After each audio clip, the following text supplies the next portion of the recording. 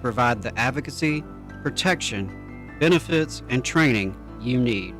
Please visit myaea.org and stay safe. WVNN.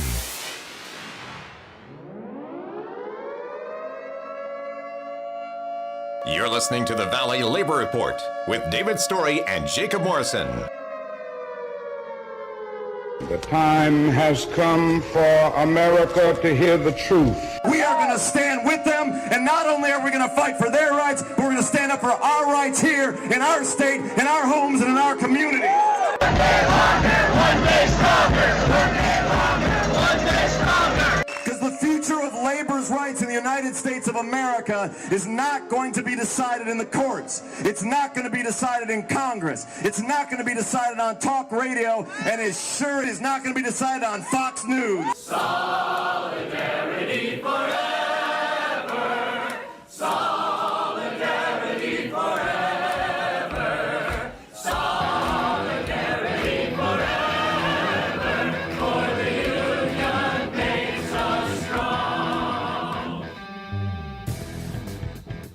Good morning, Tennessee Valley. This is the Valley Labor Report. My name is Jacob Morrison, here with my co-host and fellow agitator, David Story. It is Saturday, September 5th, 2020, and we're broadcasting live online and on the radio on WVNN in the Huntsville, Decatur, Athens listening area from Athens, Alabama. A recording of this program will play tomorrow, Sunday, September 6th, 2020, on the great WGOL in Russelville, Alabama. So we're just going to get right into the content today. But before we do, David, I want a mic check. How do I sound?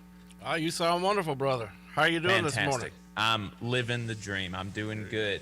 Happy Saturday. It's happy Labor Day weekend. But like I said, we're gonna get right into the content today. I'll do my preamble a little bit later. We've been talking about the strike at Bath Iron Works in Maine by the Machinists Union Local S6 for quite a while, for a few weeks now. And they're back at work after winning concessions from the company. And we're bringing the interviews we did with two of the workers there.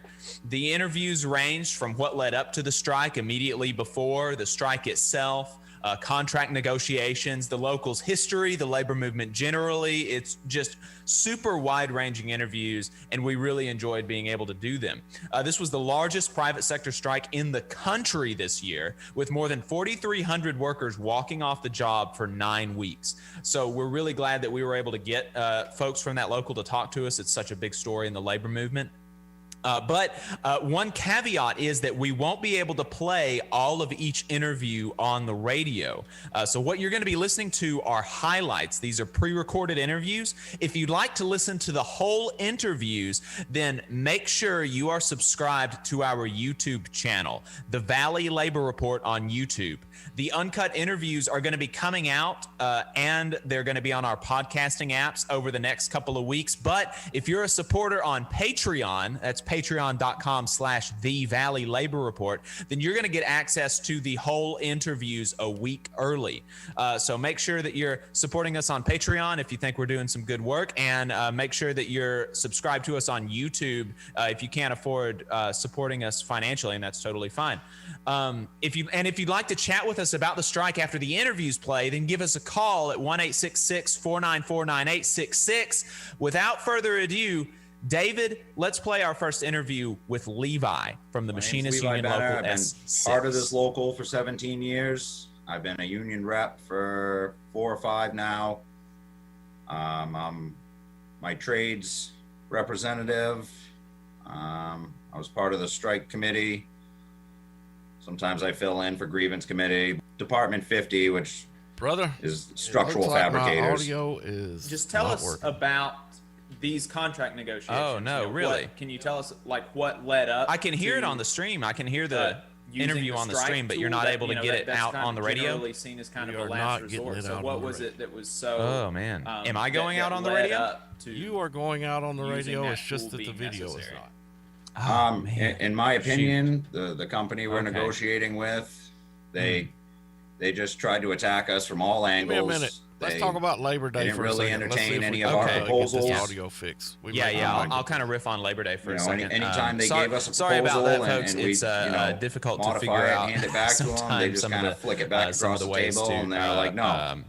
What we that we gave have you is to what we finagle want. to get stuff They to work wanted on to the radio. attack our seniority But like I said, it's a really take good that away interview, from us. They and wanted even to if give we're not away a able lot to of get it our out on the jobs radio to this weekend, subcontractors it is from out going of to be state. on our YouTube page in the next couple of weeks. It really didn't have and nothing to do it with will the be on wage Patreon increases. within the You know, week if you're a supporter on The offer was Patreon. insulting, in my opinion. Make but sure that the you're reason doing we went that. on But strike Labor had nothing to Day do with is that. It on was Monday, mostly the so that means seniority that a attacks lot and of folks in the subcontracting valley the two are big going issues, to and be. they didn't want to back they're off going on it. they're going to be off We have a work very young on Monday, membership and at our local. We have why a lot of is new, that? You younger know, guys, like and that a lot of generation folks. is- There's a big complaint around a lot of holidays that, with Christmas, with Veterans Day, with Memorial Day, just anything. It seems like there's a common complaint that people don't know we counted them why out, we're but, doing this. People have they- forgotten they the true surprised meaning of everybody. Christmas, or Apparently people have the forgotten the company true meaning of counted them out Veterans as Day, well, Memorial Day, right? That's a common thing, and we're it's no in the different same with situation in Labor our Day. local, where you've got a Labor lot of Day old hands and has a lot of new been hands, and the kind of company just makes that mystified, assumption abstracted, a lot of times that the new hands and people don't really think about, like, how did we get this day off? Is this just is this just a day off work? Is this just a day?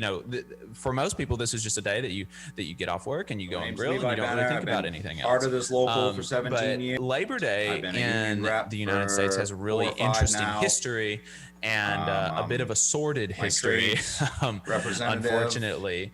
And we part of did the a strike really committee. deep dive before we got on the radio. Sometimes I Again, this fill is in on our for grievance YouTube channel. We committee. did a pretty Department deep dive 50, on the which origins of is May structural Day, which fabricators. is the International Just tell Labor us Day. about these contract negotiations. We talked a little bit about the September Labor Day that Americans celebrate. No other country celebrates Labor Day on the first Monday in September. Most countries have their Labor Day on May the 1st. And so there's a really, in my opinion, there's the a really company we're long gonna go- story about how that came to be. But the gist of it is that May 1st was always associated with more radical elements and more militant elements of the labor movement, which is which I think David and I both we both identify with more. And in order to cut us off from that history, from the history of people that were doing general strikes in Chicago in the late 1800s, where almost every industry shut down on May the 1st, in order to cut us off from the history of people of unionists that believed that workers should own the means of production and should be able to, that they were entitled to the full fruits of their labor. In order to cut us off from this history of militant and effective action, the oligarchy in the United States, the president, Grover Cleveland, and the right wing of the labor movement in the American Federation of Labor, they pushed for us to celebrate Labor Day in September instead of on May the 1st, like every other country in the world does. And it's worked pretty effectively. Like nobody, and nobody even knows that Labor Day really is associated with unions and that the fact that, unions are the working people that got us this day off, that it's not just something that was bequeathed to us. And so they're definitely cut off from the history of May the 1st. And that's really unfortunate that, that we've allowed ourselves to be cut off from our history like that. It's really tragic, because there's a lot of good history about May Day, about May the 1st, and why that's the real Labor Day. That's why every other country in the world celebrates it on that day. And the capitalist class, the owner class, is just so much stronger in America that they were able to pull us away from from our more radical history. I had done a little bit of research on the May Day, because I kind of figured and just so everybody knows, I'm like struggling with this video this morning. Generally, we hadn't had any problems with video going out and being able to stream over the radio, but for some reason these are not going these aren't wanting to go out. So yeah, I have, and it's so difficult to try to troubleshoot while you're on the air. Yeah, exactly. Yeah. And it's not like we can troubleshoot up here during the week and try to broadcast. So I apologize for that. That's a slip up on my part. But I'd done a little bit of research on Labor Day, on some of the history going back, and the reason why the government basically capitulated. They didn't want to give workers a day to celebrate what we had done, what we had created in this nation. All the way back to the early 1800s, with the start of the Industrial Revolution and people working 7 days a week and 12 hours a day, and the fact that we've come almost full circle.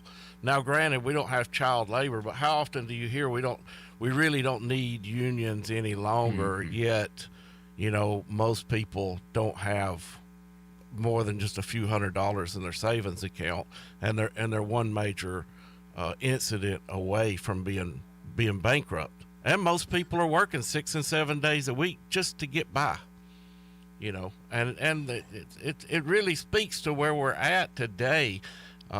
Looking back at the wage inequality, what we seen in the early 1900s is almost identical to the wage inequality we're seeing today.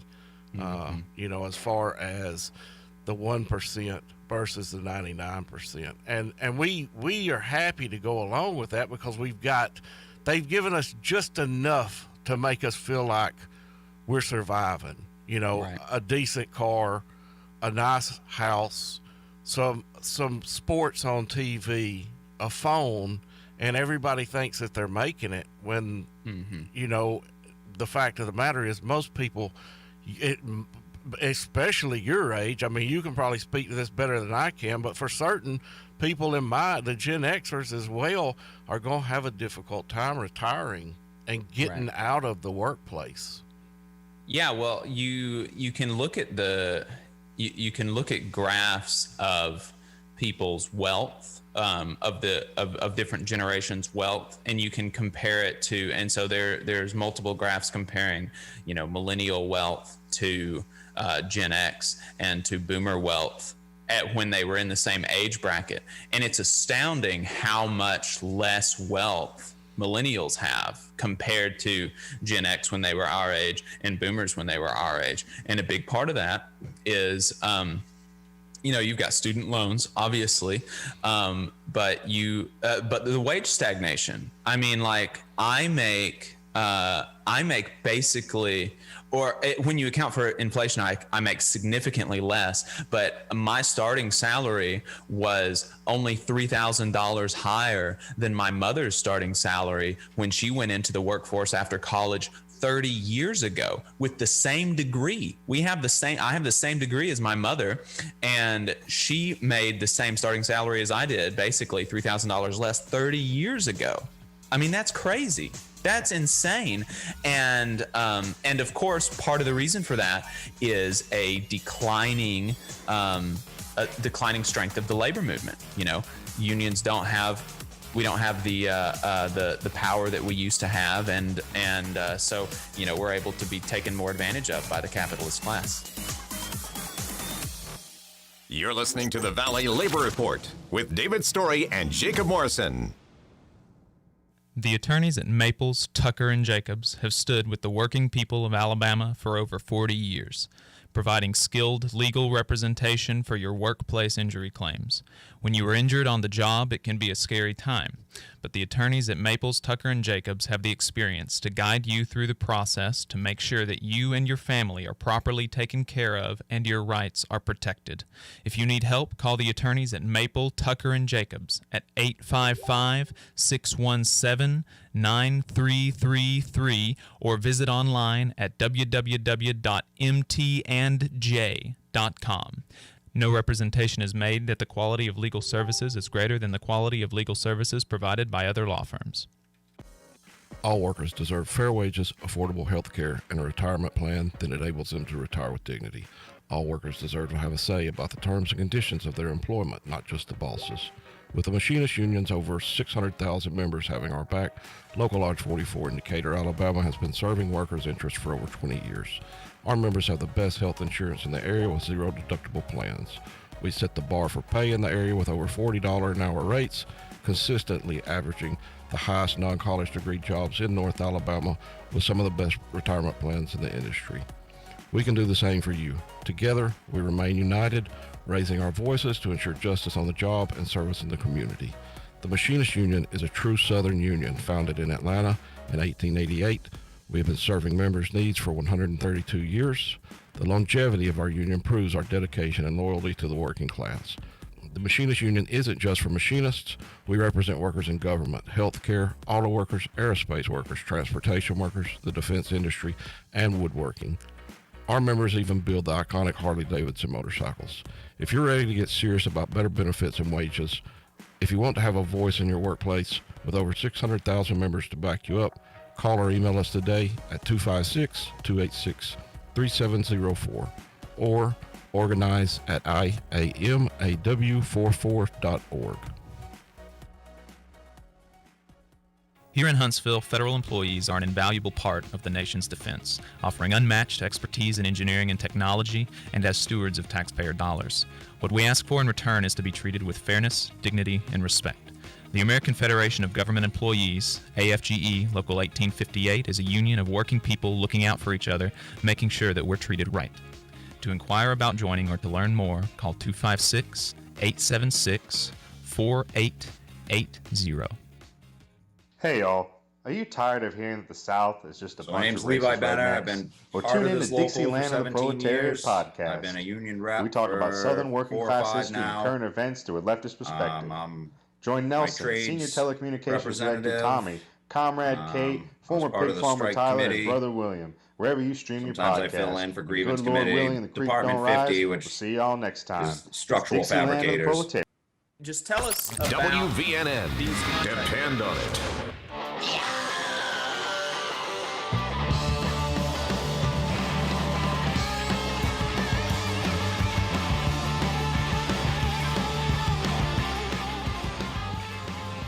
Good morning and welcome back to the Valley Labor Report, folks. My name is Jacob Morrison here with my co-host David Story. You have any luck over the break? No luck, brother. No luck whatsoever. It shows Man. that the audio levels are perfect, but for some reason we are not able to get it out over the radio. I mean, I'm absolutely positive it's playing on the stream, but that ain't going to do a whole lot for the folks that's driving in their cars right now. So. Right. Yeah, I did have. I could hear it on the stream earlier, but yeah, if it's not going out on the radio, then it's not doing much. So, man, I'm sorry about that, folks, but man, this is good reason to subscribe to us on YouTube, the Valley Labor Report. These are some really good interviews, and David, let's talk about the strike. Let's talk about the interviews some, and talk about some of the things that we talked about, and you know, since we were anticipating, you know, having 2 or 3 segments of interviews. Sometimes I fill in if for you grievance committee. folks, if you want to call Department in, 50, which do that. Feel free. We're going to have structural more fabricators. time than anticipated today. Just So tell us 1-866-494-9866. That's 1-866-494-WVNN if you'd like to call in. But yeah, David, why don't you give us why don't you give us a little bit of a rundown of what's been going on up there? In my opinion, the company we're negotiating with. Sorry, I'm still over here trying to get that audio working. Well, I mean, they were the crux of it was, like you said, they have over 4,300 members. The company is it's Bath Iron Works, which builds Navy ships. You know, some of the largest ships in the world, and General Dynamics is well known in this industry, not just in in the shipbuilding, but also in aerospace as well. We know very well because we've got a lot of members that that work with us that are from General Dynamics, but they're very well known for the tactic that they use to break unions constantly. I mean, one of the reasons why we are in Decatur, why my membership is in Decatur building what we are, is the fact that General Dynamics done their best early on to outsource everything. Not only them, but several other companies, but to outsource everything to Alabama in the hopes that, all of these, and it's right to work state and all of these people that they didn't realize had such a strong labor history would not form a union. So luckily, in the early stages of our plant, we were brought in with the machinist union. But to get back to S6, they knew going in that it was going to be difficult because the work group is divided so much between a very older, and when I say older, I mean, people like John that had 30, 40 years out there on the shipbuilding experience, and then a lot of the younger folks, and it speaks of this. What John talked about with the two-tier wage system that got through in one of the previous contracts, they've divided that workforce up to where the old hands are making pretty good money, and the new hands are being brought in at a fairly low wage. So that's one of the tactics that they use. And so going in, they realized that it was going to be an uphill battle, but they didn't realize what the company was going to try to come after as far as seniority rise, and one of the things that I talked to the business rep about up there was the fact that, you've got these folks that you got highly skilled welders, highly skilled guys like John that was doing his job, and I'm sure Levi as well, even though he didn't mention what he was doing, that have an expertise, a very good expertise, but they're also strong union activists. And what the company was wanting to do was, if for example, the janitors or the what have you are union labor as well, to the point to where the company wanted to not worry about seniority. If this guy had 40 years out here in the plant, they would be able to shift them up to, I think it was up to 2 years. It may have just been 1, but I think it was 2 years cleaning toilets for the next 2 years. And like we talked about, that don't make good business sense. No. You knew it didn't make good business sense when you heard it. Everybody knows it doesn't make good business sense. But the problem is these companies have more money than they have sense. They don't really care about what makes good business sense or not. Right. They care about busting the union up.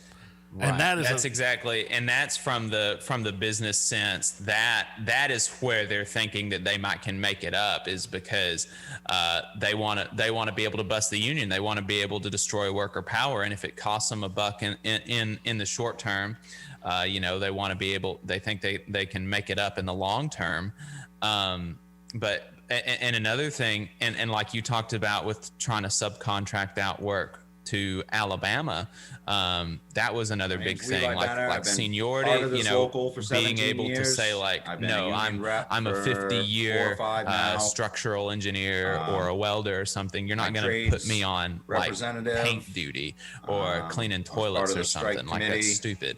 But the second thing was subcontracting, and they were trying to subcontract out a significant amount of the work, and they were talking about how poor a job these subcontractors were doing. They were coming up there, and the union folks were having to redo everything that they did because they weren't making things up to the Navy specs. They weren't doing. They weren't doing anything right, and they were having to. There was so much rework that was having to happen. And why were they willing to eat so much cost in rework? Why were they willing to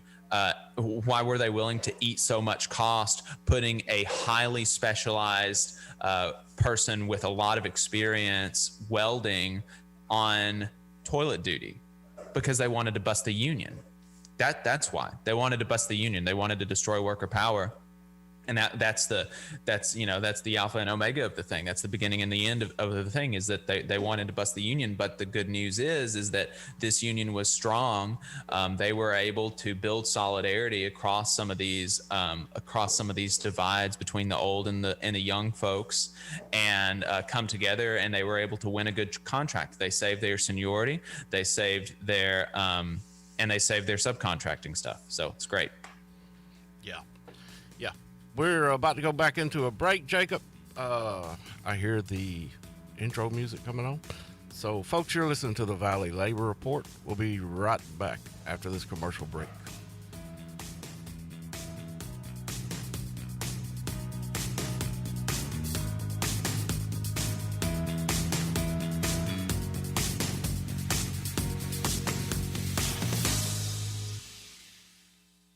Huntsville's #1 news, talk, and weather station. WVNN Athens. WVNN FM Trinity. A Cumulus station.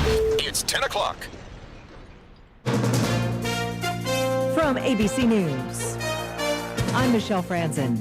This Labor Day weekend, coronavirus cases are on the rise in 22 states, and health experts are urging Americans to practice social distancing to help curb the spread.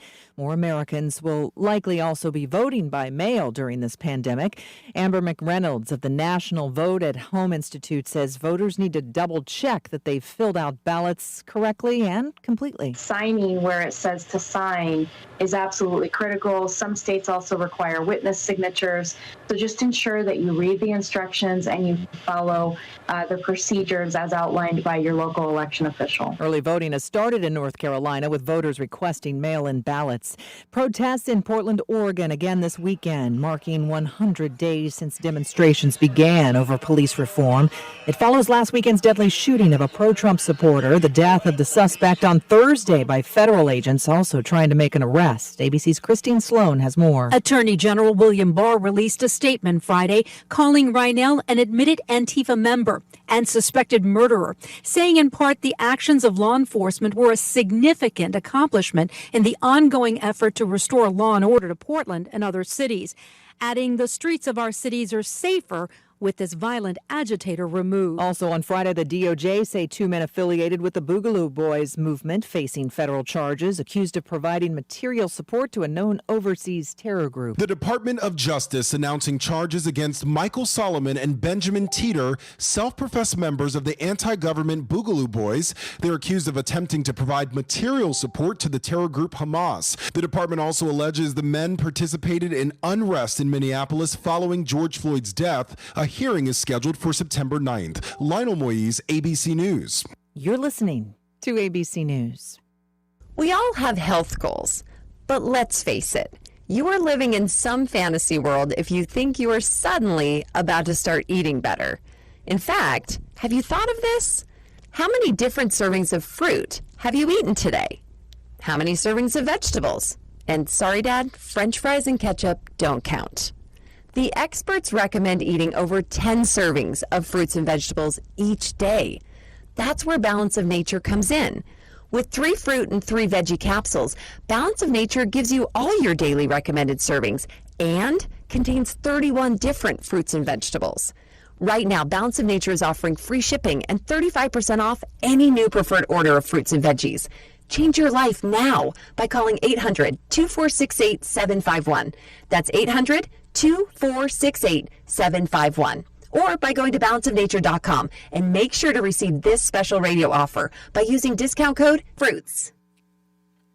Ours are the first generations to feel the effects of climate change and the last to be able to do anything about it. The window to meet this historic challenge is closing. We're already losing our lives and livelihoods. Millions have already been impacted by climate change. We can passively accept this fate, or we can join together and take back our power. If we so choose, our best days are ahead. We have a legacy of coming together to face crises that threaten the very ideals of our nation. From the horrors of slavery to the depths of the Great Depression, from the spread of fascism during World War II to the rise of Jim Crow, we have overcome before and we have the power to do it again. Let's end the climate crisis by igniting a transformational new era where the government works for the common good. Go to arminarmforclimate.org. That's arm in arm, the number 4, climate.org to learn more. Public schools are critical to the success of communities and democracy. Now more than ever, our educators and school support staff are going above and beyond to support our students and families. We at the Alabama Education Association are proud to represent the hard-working employees of our public schools and colleges. Thank you for all of your love and dedication to Alabama's students. Please take care and stay safe. Hey y'all, are you tired of hearing that the South is just a bunch of racist rednecks? Well, tune in to Dixieland of the Proletariat podcast. We talk about Southern working class history and current events through a leftist perspective. Join Nelson, Senior Telecommunications Director Tommy, Comrade Kate, former pig farmer Tyler, and Brother William, wherever you stream your podcast. And good Lord willing and the creek don't rise, we'll see y'all next time. It's Dixieland of the Proletariat, y'all. News Talk 770 AM, 92.5 FM, WVNN. You got the principal J-Rig at it up. You got the fire, shut it at it up. You got the principal J-Rig at it up. You got the fire. All right, folks, welcome back to the Valley Labor Report. My name is Jacob Morrison, here with my co-host David Story. We've been talking about Labor Day, been talking about the Bath Iron Works strike, and where we left off, we were talking about what they won, and you know, the two big issues were they wanted to protect their seniority, which you know, basically says that I'm a 50-year super experienced welder. You can't go make me clean toilets, and you can't throw me on third shift if I don't want to go on third shift, which I think you've earned after 50 years of service at a company. And subcontracting, that they're not going to subcontract out work to outside of the company, which means non-union labor, which means cheaper labor, and which often means not as good quality labor. But they did also win and this wasn't one of the main things, but they still won a big raise. They won a 3% per year raise for every year of the contract, which is like 3 years, which that's significant. Like 3% every year for 3 years. That's a good raise schedule, I think. And especially the fact that like that wasn't even one of the main things they were concerned about. That goes to show like how powerful their strike was, that they got both of the things that they were super concerned about, and they got another thing. They got these, you know, pretty substantial raises for everybody. And you know, I think that really goes to show you like how powerful having a union is in your workplace, and how much more leverage it brings you. You know, because like if you go up somewhere and you're like, yeah, I'm not, I'm personally not working unless you give me 3% raises per year for the next 3 years, and you give me seniority, and you give me, and you won't like subcontract out my work to anybody. Like, you don't have the leverage to do that. But like a union of working people, a union of people that are willing to stand and fight for each other, you can get that. You are, you know, you're the one who makes things happen, right? Like, this is one of the things that I always talk to people to kind of like wake them up, is that what would happen in your place of work if your boss left tomorrow? Like, just something crazy happened and like they had to move, and or maybe they died, or for whatever reason your boss just wasn't at work tomorrow. Would your workplace still be able to function? Of course it would. Of course it would. In almost every circumstance, you are going to be able to do your job without your boss looking over your shoulder. And in a lot of circumstances, you can do it better. Okay. Now, the second question is, what happens if all of the workers are gone tomorrow? What happens if everybody who's not a supervisor is gone tomorrow, right? The work doesn't get done. They supervise work not getting done. And so having a union, that collective bargaining power, that brings all of that power that all the workers have together, right? Because you don't have that much power as an individual in your workplace, but you have so much power if you come together and you fight for each other. that's what we're talking about, and that's what these folks were able to win up in Maine. I mean, it's a great story. I'm so happy that things worked out well for them. I hope folks take courage from it, and I hope folks do go and listen to the interviews. They're really, really good, and I really hate that we weren't able to put them out on over the radio this weekend, because they are really good. So make sure that you're subscribed to us on YouTube at the Valley Labor Report, or you're supporting us on Patreon, and we're going to get those interviews out as soon as we can. And if you want to talk to us about the strike or about Labor Day or about anything else, give us a call, 1-866-494-9866. That is 1-866-494-WVNN. And one of the things that they won from that you didn't touch on, it I think is very important, is they built the solidarity across all those age groups, across all those classifications, and across all those workers to come together and work as one cohesive unit and make a demand on the company that they felt was fair and just and right.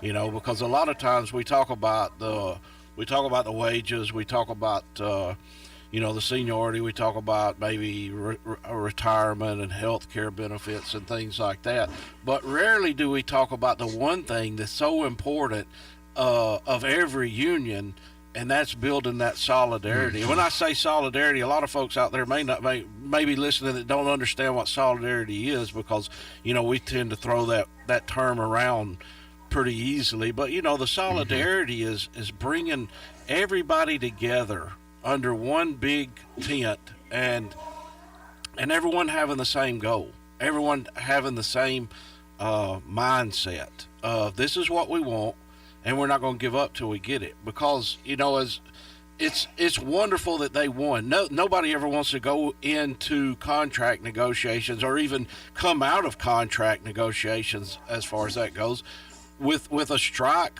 as the main purpose of the main goal of what we're trying to accomplish. I mean, the main goal is to sit down with the company and negotiate fair wages, fair benefits, fair working conditions, and everybody walk away happy. But the problem is what we've gotten into the past 20 or 30 years, ever since basically the PATCO terminations, is the companies have realized, let's just force them out and try to break their spirit, and we'll make more money. And so, building that solidarity, that cohesiveness, man, it's what, and I guarantee you, when they go into negotiations on their next contract, the company will absolutely take them serious, because it's the same thing that happened to us in 2005 when we went out on strike for retiree health care. I mean, something as simple as the new hires aren't going to get retiree health care from this point on, but we'll let all of you old hands that's already here continue to keep your retiree health care. Well, that if there is ever a union breaking proposition, it's dividing up this group against all the new group coming in. They struck for 93 days on the picket line, and I can tell you, 93 days, 3 months without a paycheck, 3 months without health insurance, trying to support families is an absolute heartbreak.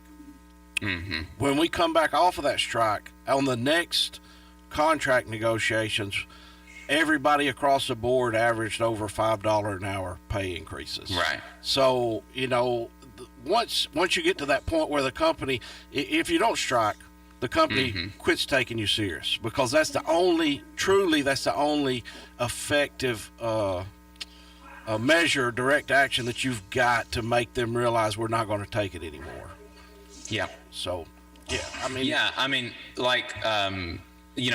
always repping Jane McAlevey, but she says that, she talks about how direct action in the strike is like a muscle. And, if you don't use it, it atrophies, and you get less good at it. And, as your muscles atrophy, your enemies, your boss, takes you less seriously. You know, if you're a union that hasn't struck in 20 years and you're trying to negotiate a contract, your boss isn't going to take you as seriously because they're going to think, oh, well, they'll never go on strike. They'll take whatever I give them.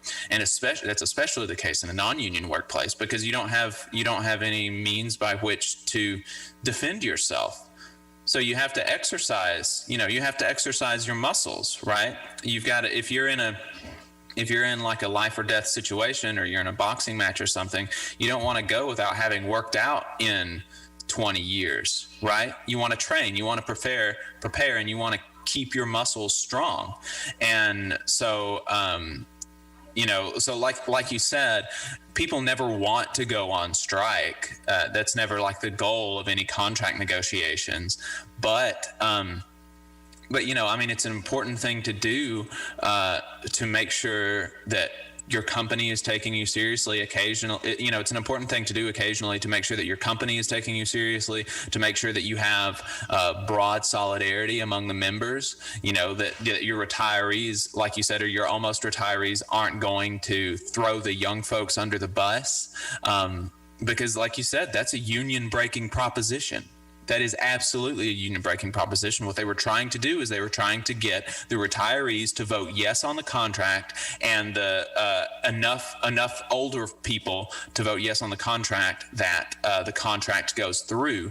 And that goes to, like you were saying, and we'll talk about this some more after the break, but you were talking about this in the interview. Nobody made these people go on strike. They voted to go on strike themselves. There was not some union boss in New York or DC that told them to go on strike. They voted to go on strike themselves, their whole bargaining unit, because this contract was unfair. So, brothers and sisters, you're listening to the Valley Labor Report. My name is David Story. This is Jacob Morrison on the line with us. We'll be right back after the break. You're listening to the Valley Labor Report with David Story and Jacob Morrison.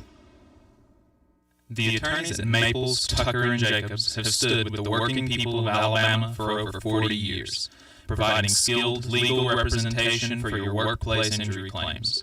When you are injured on the job, it can be a scary time, but the attorneys at Maples, Tucker, and Jacobs have the experience to guide you through the process to make sure that you and your family are properly taken care of and your rights are protected. If you need help, call the attorneys at Maples, Tucker, and Jacobs at 855-617-9333 or visit online at www.mtandj.com. No representation is made that the quality of legal services is greater than the quality of legal services provided by other law firms. Ours are the first generations to feel the effects of climate change and the last to be able to do anything about it. The window to meet this historic challenge is closing. We're already losing our lives and livelihoods. Millions have already been impacted by climate change. We can passively accept this fate, or we can join together and take back our power. If we so choose, our best days are ahead. We have a legacy of coming together to face crises that threaten the very ideals of our nation. From the horrors of slavery to the depths of the Great Depression, from the spread of fascism during World War II to the rise of Jim Crow, we have overcome before, and we have the power to do it again. Let's end the climate crisis by igniting a transformational new era where the government works for the common good. Go to arminarm4climate.org. That's arm in arm, the number 4, climate.org to learn more. The Valley Labor Report is also supported by listeners like you. If you value the work that we are doing, injecting a different perspective into talk radio, and you have the means, consider signing up for a monthly donation on patreon.com/the Valley Labor Report. Again, that's patreon.com/the Valley Labor Report to support our work and keep us on the air. If you're looking for contractors with lower than average EMR and TRIR, if you need to supplement a workforce at any level for any amount of time, if you need iron workers that come trained and certified at no extra cost, or if you need workers from superintendent down to general laborer, and you're looking to start work on a project, or you're unhappy with your current contractor situation, you need to call my friend Jeb Miles with the Iron Workers Local 477. They only work with the best in the business, vetted contractors, and can do all kinds of jobs from roofing to steel and bridge erection, from welding to heavy rigging, from structural repairs to machinery alignment, and much more. They supply manpower on 4 of the 5 largest projects in North Alabama, so you know they're legit. If you need good quality, safe, efficient, diligent, and knowledgeable workers on your job, then you need the Iron Workers Local 477. Call Jeb Miles at 256-383-3334. That's 256-383-3334, or via email at local477@bellsouth.net, and make sure you tell them that you heard about them on the Valley Labor Report. 770 AM, 92 WVNN. Long hair preachers come out every night. I try to tell you what's wrong and what's Welcome back to the Valley Labor Report, folks. My name is David Story. On the Zoom conference with me today is Jacob Morrison. He's incognito, hiding out. Yep, I know. Yeah. So last week I was calling from Connecticut, and I was helping somebody move to Maine, and so CDC guidelines recommend either quarantining for 2 weeks or getting a test before you interact with folks. And so I'm getting a coronavirus test this afternoon, but I wanted to make sure that I was keeping my good brother safe, wasn't exposing him to anything from Maine. But I mean, Maine has one of the lower coronavirus incidence rates in the country, so I'm not super worried about it, but just playing it safe. So we got a call in between the break, and it was kind of interesting. He posed a good thought. Jason from Huntsville. Jason, are you there? Yes, I'm here. Okay. Well, so if you don't mind, just retouch on what your question is, because we kind of talked for a second during the break, but I thought the question was important, because there's a lot of people on both sides of that issue that don't really, they tend to speak for unionists or for unions in general, but the unions are so dynamic nowadays, made up of all different types of politically leaning people, that you're never going to get the same answer. Right. Well, first I'd like to say just good morning to both of you. Good morning. And I heard about this from the Majority Report the other day when Jacob was on there with Sam. That was really nice. Well, thanks for tuning in. In. I'm glad we got somebody from the Majority Report. And folks, the Majority Report is like an online talk radio show, and I really love I listen to the Majority. That's really like one of the only talk shows that I actually listen to almost every day. So I'd recommend checking that out if there's anybody else out there looking for something to listen to through the week. So thanks for tuning in from the Majority Report. I appreciate it. So what I was wondering was your guys' opinion about Medicare for All, because I'm a member of the union. I work for the post office. I'm a member of the postal union, and I know that when it comes to Medicare for All, I support it personally, because I think that we should give health care to all Americans. But I know that some unions disagree with that, and I was wondering what your guys' opinion was about it. So my opinion is that I'm unreservedly pro Medicare for All, and I think there are multiple reasons to be, as a unionist, to be for Medicare for All. Something that Joe Biden during the primary was trying to do, and other anti-Medicare for All people were trying to do, were trying to make it out like union folk are going to lose out on their health insurance. They're going to lose out on the phrase always was the health care that their union bargained for, that their union fought for, or whatever. And that's just silly. it's silly, and it's absolutely taking advantage of the long fight that unionists have had to get good health care. And it's turning us against, like David talked about, pitting older folks that are going to be retiring. One of the union busting proposals in a contract that the company will try to do is they will say, okay, people that are about to retire, you're going to be able to keep your retiree health care, or you're going to keep your retiree pension. But for folks just starting out, or folks who have only been with the company 5 or 10 years or whatever, we're not going to give them retiree health coverage. We're not going to give them a pension. We're going to give them a 401k.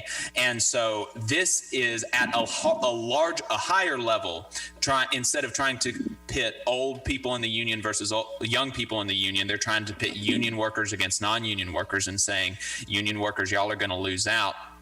And so just screw the non-union folks, apparently, so I don't like it because of the division that they would try to sow there, but also just on its merits. I mean, if you look at Medicare for All, if you look at what it covers, and if you look at how much that's going to cost, it is absolutely a good return on investment for union members. There is not a single, or there are very, very few union negotiated healthcare plans that are as good and as cheap as Medicare for All. You're going to have more covered, and you're going to have to pay less for it. And it will rid the country of this absolutely blood-sucking industry called the health insurance industry, where the entire model is literally made off of keeping people from having health care. Like that's the whole model. They make money by not giving people health care.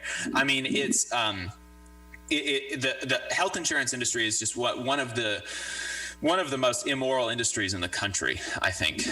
So I think that as a unionist, you should be for Medicare for All. But like David said, there are a lot of unionists that are against Medicare for All, and it's because of those things. Like they're worried about losing their union negotiated health insurance, or they've fallen for lines like that.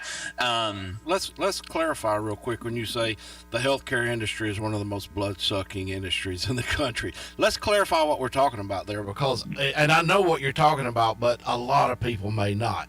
And what you are talking about is the insurance industry, not the healthcare industry. No. You know, there is a lot of nurses out there. There's a lot of doctors out there. There's a lot of providers, wonderful, wonderful providers. They're getting squeezed by the insurance industry, as well as the employees or the purchasers of that insurance. Right. And even the folks that are working in the health insurance industry, like they have to have a job, and as it exists today, like this is how people get health care. So like there's nothing wrong with working in the health insurance industry, but like absolutely the executives, terrible. They're profiting off of working, of the suffering of working people. But you know, like you said, there are a lot of unions that are against Medicare for All because of these kind of interested reasons and anti-solidarity reasons, that they're concerned that they're going to lose their union-sponsored health insurance, and that's really unfortunate.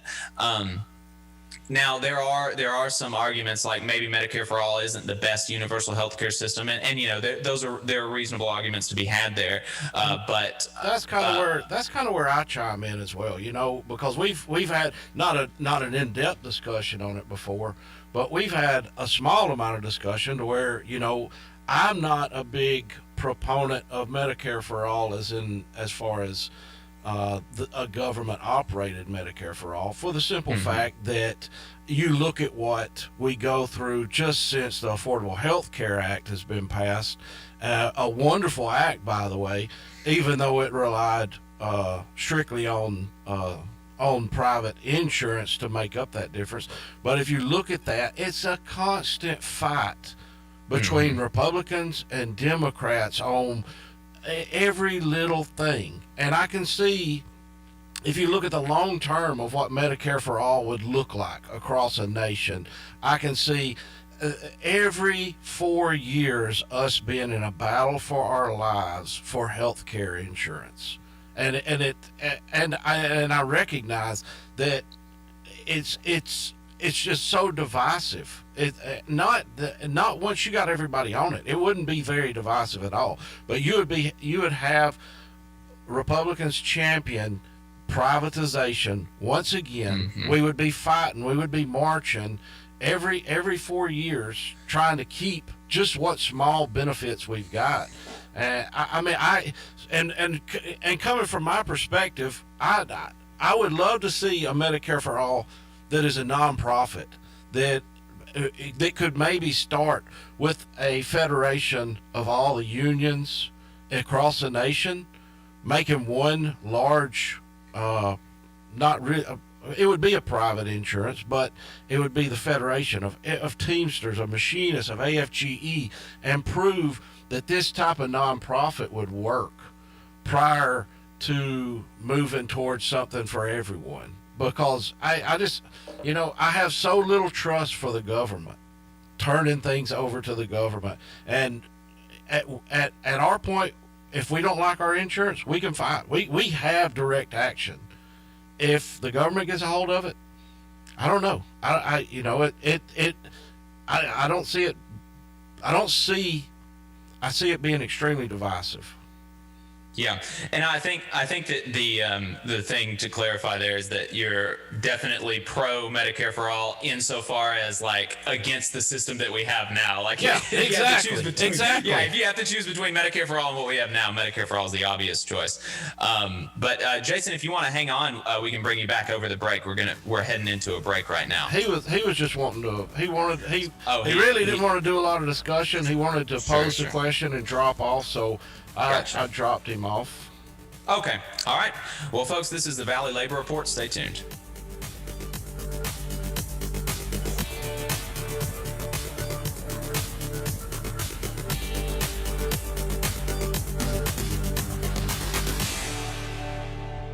You're listening to the Valley Labor Report with David Story and Jacob Morrison. This is News Talk 770 AM, 92.5 FM, WVNN.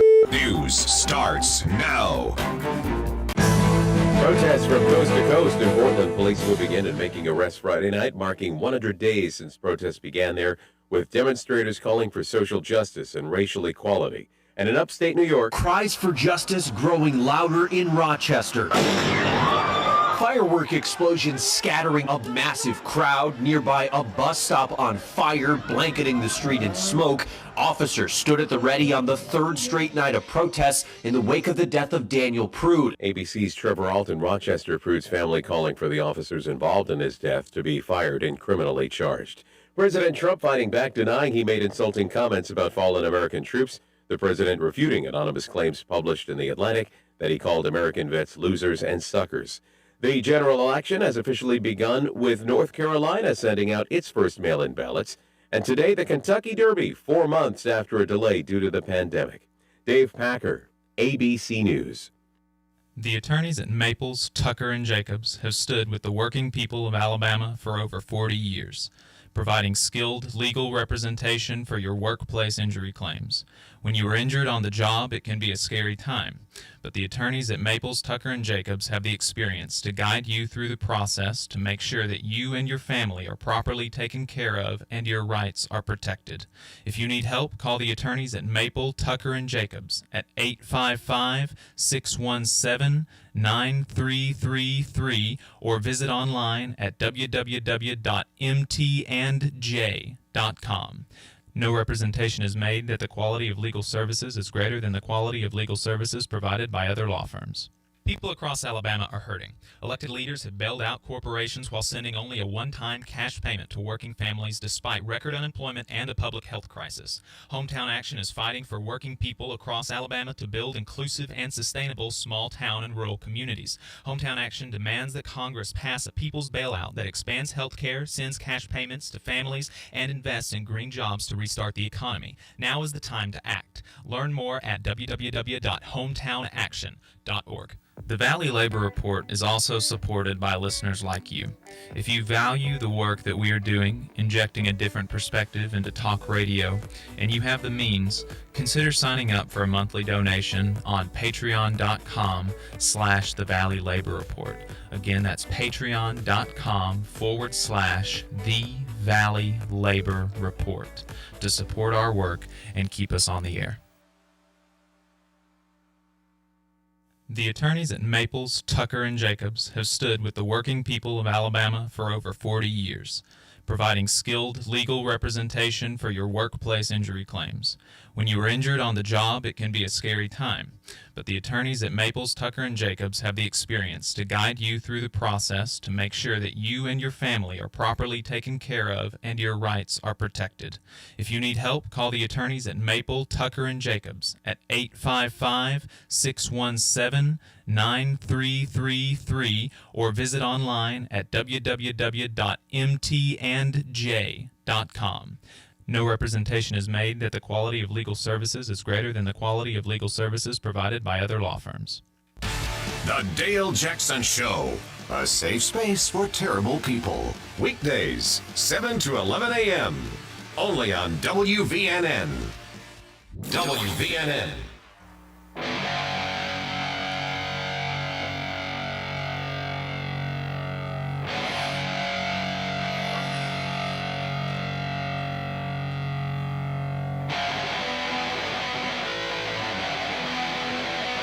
Let's go! Good morning and welcome back to the Valley Labor Report. This is Jacob Morrison. My name is Jacob Morrison. Here with my co-host, David Story. We were just talking on the phone with Jason. He called from Huntsville about Medicare for All, and yeah, I think we pretty much, as far as just kind of a 30,000 foot view, I think we covered our opinions on it pretty well. I will say though that I think that I'm generally less distrustful of the government than David is, and I think that I worry some about stuff like distrusting the government, because the government is just made up of people, and I think that we should absolutely distrust politicians, but it's I think terrible that, people, man. It is terrible people, right? I mean, can you imagine having The Medicare politicians. for all right now? Can you Well, imagine see, us I mean, being like, we reliant have- under Medicare for all and Trump writing every executive order he could possibly write to derail mine and your health care? Yeah, but I mean, see, we have Medicare right now, and he's not. We have Social he's Security right now, and he's also done everything he can to attack the Affordable Health Care Act. he has, but they haven't been to overturn it because it's so popular now, and They were so close. You know, the saving grace was John. I mean, not my hero by no stretch of the imagination, but Right. God help us when John McCain, God rest his soul, is the only person standing between hundreds of thousands of people across the United States losing their health care insurance. So, I mean, come on, let's get real here. I'm not trying to hammer you, but I am saying this is that. If you think that was a simple, we can trust the government? No, Well, absolutely see, yeah. not. I mean, I think that one of the biggest reasons the Affordable Care Act is so vulnerable is because it's not a universal program. We've seen that attacks on Medicare and Social Security don't go nearly as far, and The mail is a universal program. What's that? Mail is a universal program. It is, and I was about to talk about that, but I mean, I think even that kind of illustrates my point because it's so popular, and there has been a big uprising against destroying the mail, and I don't know, I don't know. Seems like we got a little bit too it's different difficult for me to ideologies. imagine. I guess it's difficult for me to imagine something. Because like with the government, right, you can run in a deficit, or if you need to, or it can be pretty easily bailed out. Whereas even with a nonprofit, the incentive structure for nonprofits are really not that much different than for-profits. You can be a multi-millionaire executive of a nonprofit, and they can't run a deficit like a government can, and so that's my biggest worry with even with having like union administered nonprofit health insurance, and then even that is something that you're going to have to opt in either by way of being a member of a union or buying it as a non-member of a union, whereas a government sponsored national health insurance program or national health care program like the NHS in Britain is a government administered healthcare, and then Medicare in Canada is government sponsored health insurance. And so these are different things, but the government is the one financing both of them. And the reason that works so much better than, or in my opinion, it would work so much better than a nonprofit is that everyone has to pay in and everyone necessarily gets the benefits of it, where with a nonprofit you could be looking at lots of people still not having health care, and I don't really think that's the solution that I would want to be going towards. Yeah. I disagree with you, but I'm not, this is the great thing about, we've talked about it on Dixieland of the Proletariat. So this is the great thing about unions in general, is it gives everyone a voice to disagree with one another and hopefully come to a consensus. But if we can't come to a consensus, move forward with a majority. And that is, you're talking about the differences that union members have, and some of the differences that you and I have even. There are people that have way more differences than David and I do, and they're still members of the same union. And you can go back and listen to our interview with the nurses from the Pennsylvania Association of Staff Nurses and Allied Professionals, Bill and Joe. Those are two folks. Bill is a ultra liberal type person. He may even be listening right now. He listens pretty regularly. So if you're listening to us, say hey, Bill. Hey, Bill. And Joe. Yeah, we love y'all. Yeah, we love him. And Joe describes himself as a conservative Christian constitutionalist, and so obviously they have radically different politics. But in that interview, you can really tell the love and solidarity and like the brotherly love that they have for each other and the respect that they have for each other, even though they have some of these differences. And that is what I think is one of the most beautiful things about unions and unionism, is that it allows people from all different backgrounds and all different walks of life to come together and fight for each other, because like you get these wedge issues. I mean, think about us when we got off the radio with them. It allowed two people with two other people hundreds of miles away that had never, we got off the radio just in love with these guys. It brings the solidarity together of people that you've never met before. Right. Exactly. But it is really beautiful. And like with politics, you get so many of these like wedge issues that people can throw at you to try to divide you from your brothers and sisters and try to make you vote against your economic interests. Like obviously having a more progressive taxation system is in the economic interest of working people, but you get working people voting against people who would implement a more progressive taxation system, because you get these wedge issues like abortion or gay marriage or whatever the cultural issue of the day is, and you get people hung up on these things. It doesn't have anything to do with them. Like, you don't want gay marriage, then don't get gay married, right? Like, that's the whole thing. Like, it doesn't matter what you do.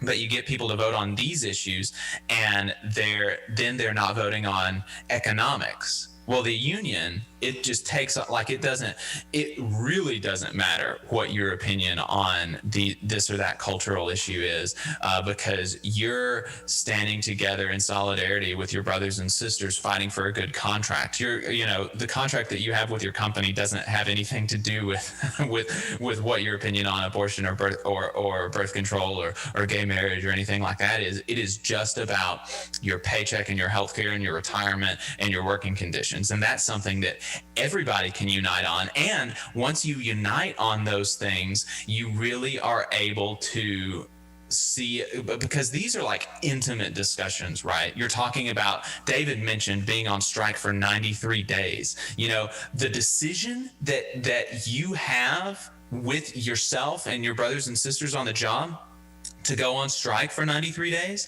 that is a huge decision. And so you necessarily have to have intimate conversations with your brothers and sisters on the job. Like, can we afford to do this? Is this something that we can afford to do? How much are you making? What's your healthcare situation look like? Are we going to be able to support each other through this strike? These are intimate conversations that you're having with people that you would not have with them otherwise. And it makes them more human. I mean, Joe had said something kind of jokingly about how he had never realized that like liberals were so human, right? That they were so similar to him.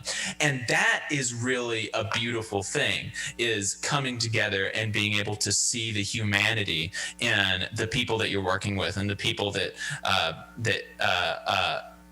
you do the same job as, and that you wouldn't have otherwise. And it's really beneficial for us as a class of working people to be able to come together in solidarity like that and fight for one another, because you're not going to get that so much in party politics or in anything else, really. No, it's the worst. I mean, really, you look at what's going on in today's society, and look, we give Trump a lot of hate. We give and we give Democrats a lot of hate as well. But you look at what's going on in electoral politics today and how absolutely, I mean, it's almost to the point where it's psychologically debilitating. No I mean, I'm just seriously, if you look at it from like you said, the 3,000 foot perspective, it's psychologically debilitating. And who wants to be involved in this mess constantly? And the union gives you that ability to come together no matter what. Just like you said, no matter what your ideologies is, we're all striving for the same thing, and that is to take care of our family, to have good benefits, to have good working conditions, to be safe on the job, to be able to retire at a reasonable age. Right. You know, a lot of these things that unfortunately a lot of workers are, especially in Alabama, but across the nation as well. A lot of these workers are going to be I mean, look at what's going on at Walmart. Look at the greeters at Walmart and just think, this is the next generation is going to be 10 times worse than that if we don't come together and change. Yeah, absolutely. And one of these days we're going to get David is the president of the Machinist Union Local down in Decatur, and he's got you can imagine a machine shop in Alabama. There's a lot of not liberal or not progressive folks, right? And you've got a really strong libertarian fellow that's one of your members. And one of these days we're going to bring him on the radio and talk to him about it, because that is just and a majority report listeners are going to love that too. So I mean, that's a wonderful thing. It bridges all divides. It bridges all divides, literally. Yeah. And we got about a minute and a half left, and maybe we can come back on the other side of this segment. We got one more segment to go and talk about this, but I would really like to talk about Labor Day coming up on Monday, and how we can all stand in solidarity. I'm off. Of course I'm off. You're off. And we're getting paid to be off, thank God. But there's a lot of workers, especially retail workers, healthcare workers. There's going to be a lot of workers out there that are not, they're going to have to work. Right. And we really need to talk about the solidarity, what we can do as people that are off to get our shopping done today and tomorrow. And don't shop with these employers on Labor Day. Force these employers to start taking Labor Day off and pay their employees. Right. Do that, and then even more than that, whenever you do go and obviously, like, not every situation is going to lend itself to this, but occasionally you start talking to the people that are serving you. Talk to, if you're in a union, or, especially like if you're in the IWW, like David and I both are, we're dual carders in the IWW. Talk to them about organizing on the job, because that's how much more than you not shopping on Labor Day. That is how they're going to get the day off. That's how they're going to get the day off in the future, is they're going to have to organize, and they're going to have a union, and they're going to have to be willing to fight for each other for this, for a day off, and for higher wages and for health care. So talk to them about joining a union. You know, give them a card. Say, hey, call me. I'd love to You're listening talk to the you about Valley how to- Labor Report with David Story and Jacob Morrison. The attorneys at Maples, Tucker, and Jacobs have stood with the working people of Alabama for over 40 years, providing skilled legal representation for your workplace injury claims. When you are injured on the job, it can be a scary time, but the attorneys at Maples, Tucker, and Jacobs have the experience to guide you through the process to make sure that you and your family are properly taken care of and your rights are protected. If you need help, call the attorneys at Maple, Tucker, and Jacobs at 855-617-9333 or visit online at www.mtandj.com. No representation is made that the quality of legal services is greater than the quality of legal services provided by other law firms. The Valley Labor Report is also supported by listeners like you. If you value the work that we are doing, injecting a different perspective into talk radio, and you have the means, consider signing up for a monthly donation on patreon.com/The Valley Labor Report. Again, that's patreon.com/The Valley Labor Report to support our work and keep us on the air. People across Alabama are hurting. Elected leaders have bailed out corporations while sending only a one-time cash payment to working families despite record unemployment and a public health crisis. Hometown Action is fighting for working people across Alabama to build inclusive and sustainable small town and rural communities. Hometown Action demands that Congress pass a people's bailout that expands health care, sends cash payments to families, and invests in green jobs to restart the economy. Now is the time to act. Learn more at www.hometownaction.org. The American Federation of Government Employees, AFGE Local 1858, believes all workers are entitled to fairness, dignity, and respect. AFGE also knows that the best way to guarantee proper treatment is for workers to stand together, united, looking out for each other. In AFGE, we fight for workers every day to ensure a workplace that is safe and free from harassment. If you're a federal employee and want to be a part of this union, to protect yourself and your fellow workers, call 256-876-4880. The attorneys at Maples, Tucker, and Jacobs have stood with the working people of Alabama for over 40 years, providing skilled legal representation for your workplace injury claims. When you are injured on the job, it can be a scary time, but the attorneys at Maples, Tucker, and Jacobs have the experience to guide you through the process to make sure that you and your family are properly taken care of and your rights are protected. If you need help, call the attorneys at Maple, Tucker, and Jacobs at 855-617-9333 or visit online at www.mtandj.com. No representation is made that the quality of legal services is greater than the quality of legal services provided by other law firms. WVNN. Just more than that. A population burned up, bled dry. The marginalized multiply and unite to fight.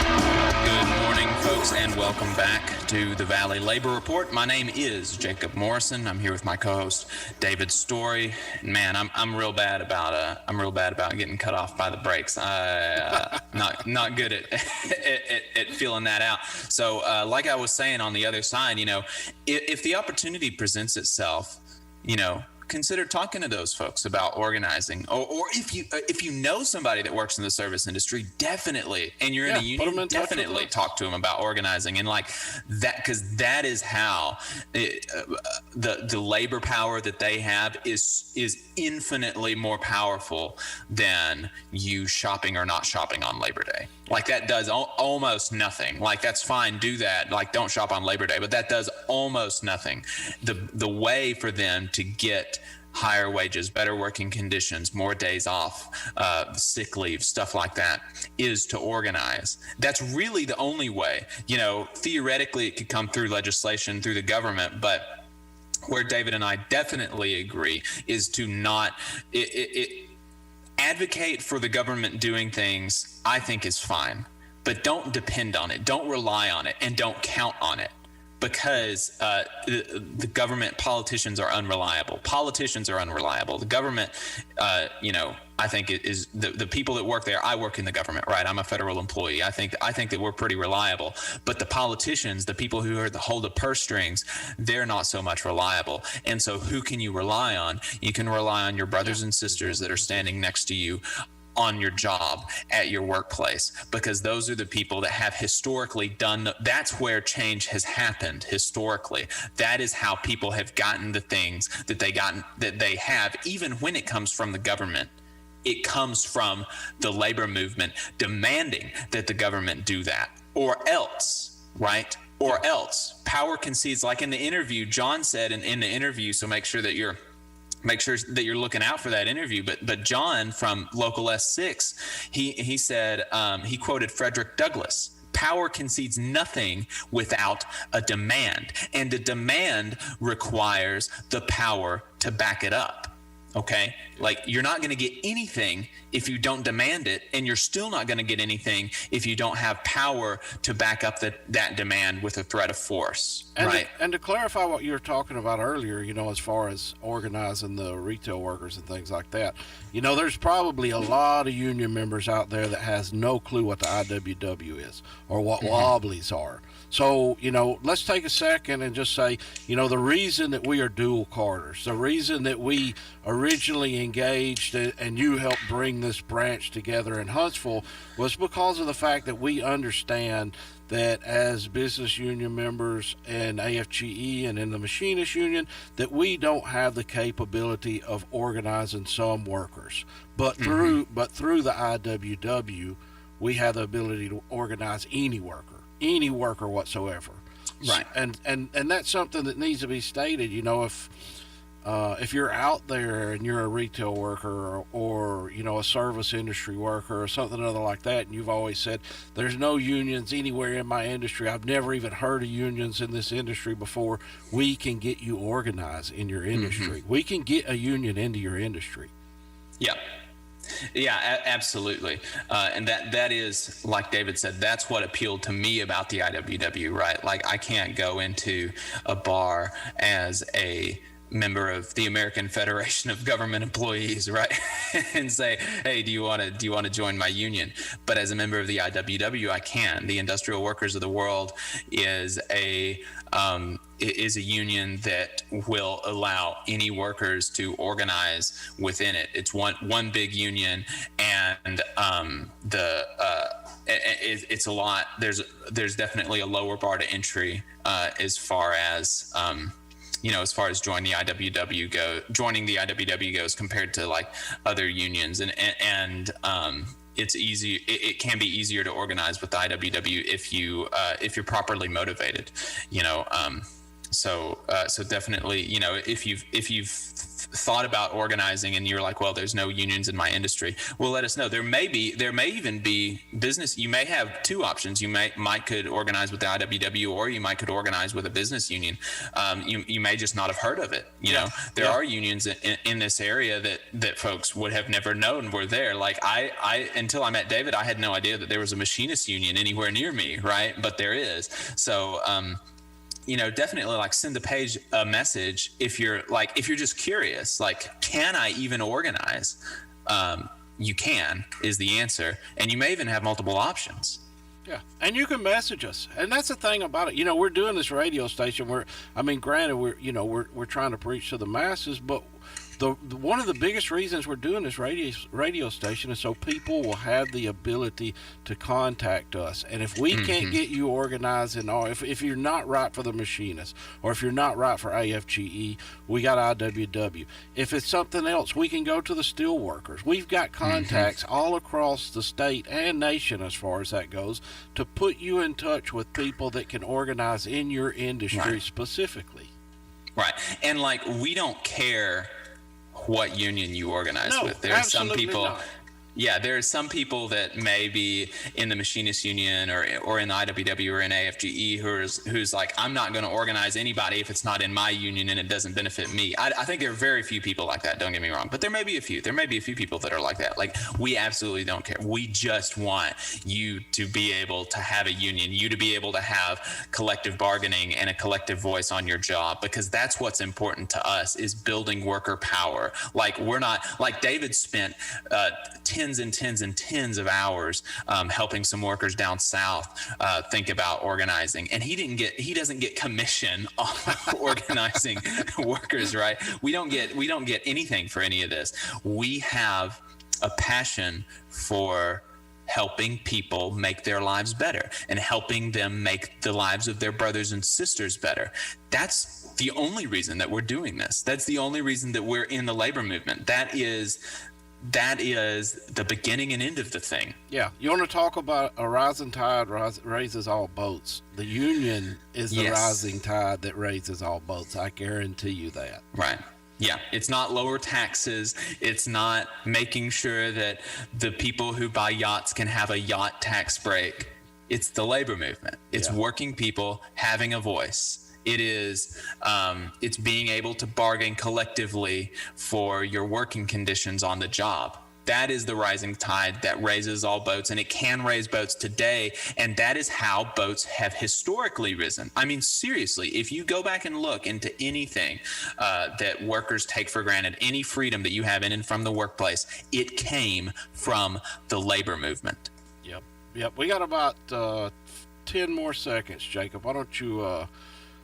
I appreciate everybody listening today, especially on this Labor Day weekend. But take us out, brother, and I'll see you soon.